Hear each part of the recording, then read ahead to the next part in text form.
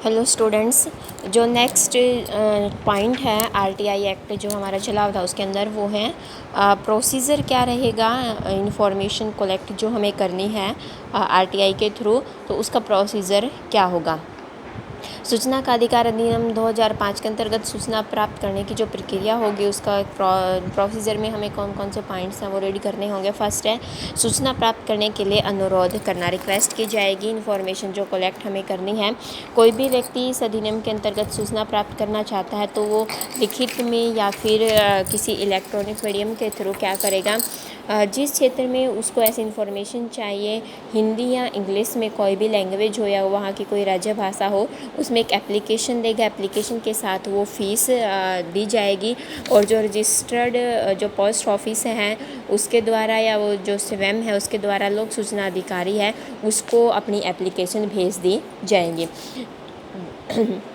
लोक सूचना अधिकारी कौन होगा? लोक सूचना अधिकारी या फिर सहायक लोक सूचना अधिकारी क्या होगा, जो विभाग होते हैं, जिस विभाग से कोई भी ऐसा डिपार्टमेंट है जिससे आप क्या लेना चाहते हैं, इन्फॉर्मेशन लेना चाहते हैं, तो उसका जो मुख्यालय है उसमें बैठा हुआ विभाग का सबसे बड़ा अधिकारी। बहुत सारी अथॉरिटीज़ हैं जो गवर्नमेंट डिपार्टमेंट से रिलेटेड है, सेमी गवर्नमेंट डिपार्टमेंट्स हैं, उसमें जो हाईएस्ट रैंक का जो व्यक्ति होता है उसमें वहाँ पे डायरेक्टर हो सकता है, उसका सचिव हो सकता है या फिर और कोई बड़े रैंक का अधिकारी होगा, उसको हम क्या बोलेंगे, लोक सूचना पब्लिक इंफॉर्मेशन ऑफिसर, लोक सूचना अधिकारी उसको कहा जाएगा।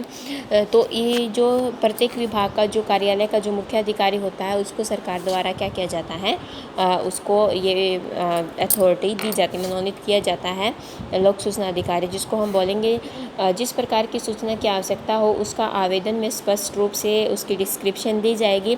जो आवेदक है वो क्या करेगा, उसको उसकी यह कोशिश होनी चाहिए कि वह सरकार द्वारा निर्धारित जो फॉर्मेट है, जो प्रारूप है उसके द्वारा ही सूचना मांगे ताकि उसको सूचना है वो सही ढंग से मिल सके। अगर ऐसा जो फॉर्मेट उपलब्ध नहीं है तो वो एक सिंपल कागज़ पर अपनी एप्लीकेशन लिख के और जो लोक सूचना अधिकारी उसको संबोधित करते हुए एक एप्लीकेशन लिखेगा और वहाँ पे वो उसको क्या करवा देगा, वो स्वयं उसको दे सकता है या रजिस्टर्ड पोस्ट ऑफिस के थ्रू उसको करवा सकता है। यदि किसी आवेदन लिखने में जो आवेदक है वो क्या है, असमर्थ है, तो लोक सूचना अधिकारी जो मौखिक रूप से जो प्रार्थना पत्र होगा उसको लिखित रूप में क्या करेगा, कन्वर्ट करने में उसकी सहायता करेगा।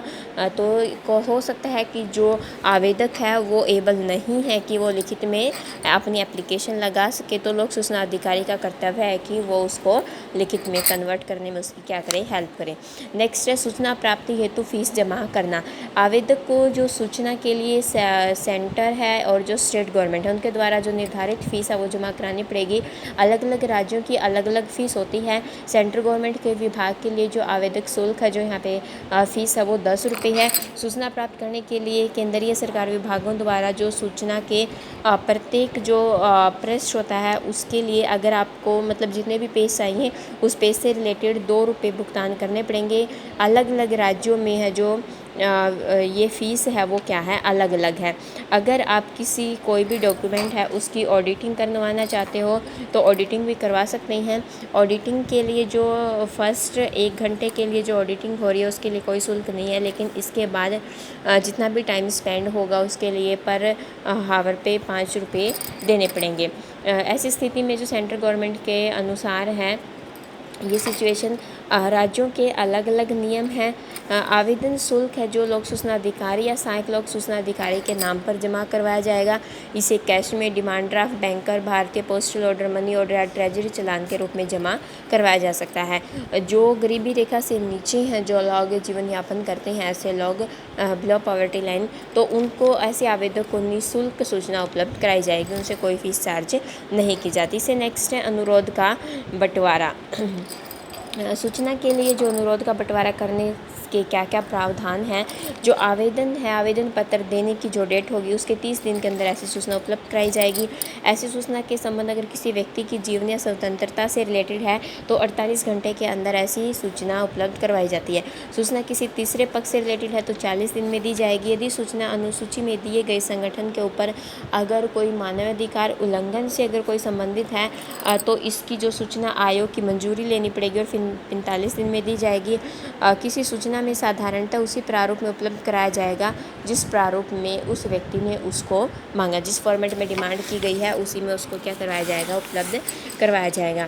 इसके बाद है यदि निर्धारित समय के अंदर जो संबंधित सूचना है वो सूचना अधिकारी मांगी गई सूचना नहीं देता है तो ऐसी स्थिति में जो सूचना देने से अगर मना किया जाता है तो उसके विरुद्ध जो आवेदक एप्लीकेशन जिसने दायर की है वो क्या करेगा, अपनी अपील कर सकता है। तो अपील्स में क्या क्या है, 2 जगह पे अपील दायर की जाएगी। यदि लोक प्राधिकरण में सूचना अधिकारी की नियुक्ति नहीं की गई है, सूचना अधिकारी ने आवेदन लेने से मना कर दिया, टाइम पे सूचना नहीं दी, गलत सूचना दी है, आवेदक सीधा आयोग में जाकर क्या करेगा, शिकायत करेगा और जो आयोग में उपयुक्त आधार जो लगता है तो अपील स्वीकार कर मामले की जांच उसके ऊपर की जाएगी। तो फर्स्ट अपील कहाँ पे दायर की जाएगी, यदि किसी आवेदक किसी लोक सूचना अधिकारी से सूचना प्राप्त नहीं कर पाता या फिर प्राप्त सूचना से वो क्या है, सेटिस्फाई नहीं है, तो वो सूचना के अधिकार अधिनियम के सेक्शन 19 क्लॉज 1 के तहत क्या करेगा, अपील दायर कर सकता है। जब फर्स्ट अपील दायर करेगा तो वो जिस विभाग में दायर करा वहाँ का टॉप रैंक का जो अधिकारी होता है उसके समक्ष अपनी अपील दायर करेगा। अपील फर्स्ट जो अपील है उसकी कोई फीस नहीं ली जाती है और आवेदक है जो वो लोक सूचना अधिकारी की सूचना प्राप्ति के 30 दिन के अंदर क्या करेगा, अपनी अपील दायर करेगा। और इसके बाद है अगर सूचना प्राप्त नहीं की है तो आवेदन करने के 60 दिन के अंदर क्या की जाएगी, अपील की जाएगी। अपील करने का भी कोई फॉर्मेट पहले से कोई फॉर्मेट निर्धारित नहीं है, एक सिंपल पेपर पर वो अपनी एप्लीकेशन दायर कर सकता है। इसके बाद है सेकंड अपील। इस अधिनियम के तहत सूचना हासिल करने के लिए दूसरी अपील क्या होती है, लास्ट विकल्प होती है किसके पास, एक आवेदक के पास। दूसरी जो अपील है सूचना आयोग में की जाएगी और केंद्र सरकार के विभाग के खिलाफ है जो वो 2 कमीशन है यहाँ पे, एक सेंट्रल गवर्नमेंट का कमीशन है और एक कमीशन है स्टेट गवर्नमेंट का।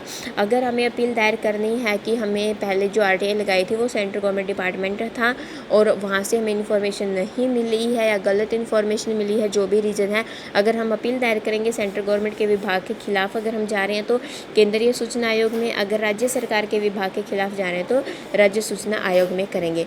दूसरी अपील के लिए भी कोई शुल्क नहीं लिया जाता, जबकि कुछ राज्यों में फ़ीस तय है और वो अलग अलग है राज्य में।